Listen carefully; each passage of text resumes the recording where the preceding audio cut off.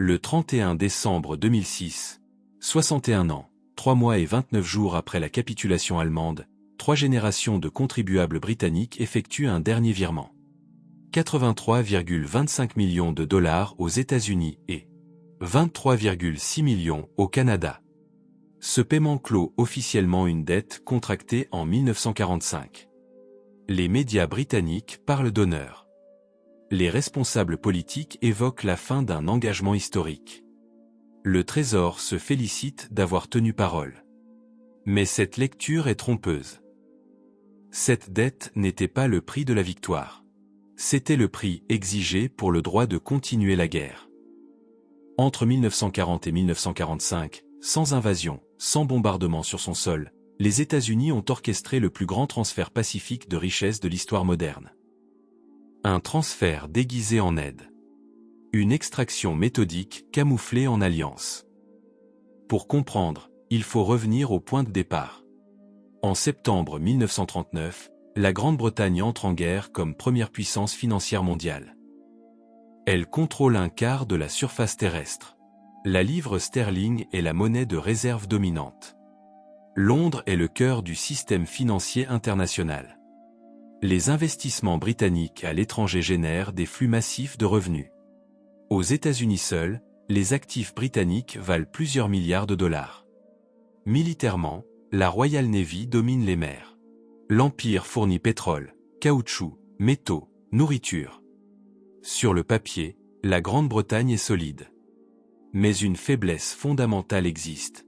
Elle ne peut pas soutenir seule une guerre industrielle totale. Son industrie est trop petite. Son PIB est inférieur à celui de l'Allemagne. Pour se battre, elle doit importer massivement des États-Unis. Avions, chars, camions, carburant, munitions. Or la politique américaine est simple. Cash and carry. Pas de crédit. Pas de délai. Or ou dollar, immédiatement. Pendant que l'Allemagne, bloquée par le blocus naval, ne peut rien acheter, la Grande-Bretagne vide ses coffres pour survivre. Puis vient 1940. La France s'effondre. Dunkerque sauve les hommes, mais laisse tout le matériel derrière. Londres est seule face à l'Allemagne nazie. Churchill promet de ne jamais se rendre. Mais l'héroïsme ne fabrique pas d'avions. Fin 1940, les chiffres sont sans appel. À ce rythme, la Grande-Bretagne est financièrement morte au printemps 1941. C'est alors que Churchill écrit à Roosevelt. Une lettre désespérée. Il explique que sans aide immédiate, la guerre est perdue non par les armes, mais par la faillite. Roosevelt comprend l'enjeu stratégique. Mais il est prisonnier de la politique intérieure américaine. Impossible de donner. Impossible de prêter normalement. Alors il propose une solution brillante politiquement et dévastatrice économiquement. Le Land-Lease. L'idée est vendue comme généreuse. On prête du matériel pendant la guerre. On réglera plus tard. Mais avant même que le premier navire ne parte, une condition est imposée. Liquider tout. Entre janvier et mars 1941, la Grande-Bretagne est forcée de vendre ses actifs américains à prix bradé. Chemin de fer. Industrie. Compagnie stratégique. Même son or. Des entreprises valant plus de 100 millions sont cédées pour la moitié. Des décennies d'investissement sont effacées en quelques semaines. Et tout l'or restant traverse l'Atlantique pour rejoindre Fort Knox. Quand le Land-Lease commence enfin, la Grande-Bretagne est exsangue. Dépendante. Sans levier. Et c'est là que le vrai coût apparaît. Le matériel n'est pas gratuit. Tout ce qui survit à la guerre devra être payé ou rendu. Et surtout, une clause change tout. L'article 7. Cette clause impose le démantèlement du système de préférence impériale après la guerre. Le cœur économique de l'Empire britannique. Le mécanisme qui protégeait son commerce mondial. Autrement dit, gagnez la guerre, mais perdez votre empire. La Grande-Bretagne accepte, parce qu'elle n'a pas le choix. Dans le même temps, les États-Unis exigent des bases militaires stratégiques. 8 bases cédées pour 99 ans, pour $1 symbolique chacune. en échange de destroyers obsolètes. Ces bases donnent aux États-Unis le contrôle de l'Atlantique.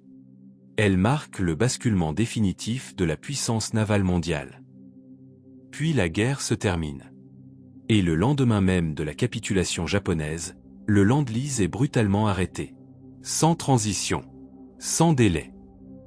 La Grande-Bretagne, dont l'économie est encore entièrement orientée vers la guerre, se retrouve au bord de l'effondrement. Sans nourriture. Sans carburant. Sans devise. Elle doit emprunter. Les États-Unis acceptent, à leurs conditions, un prêt commercial. Avec intérêt. Avec obligation de rendre la livre convertible en dollars.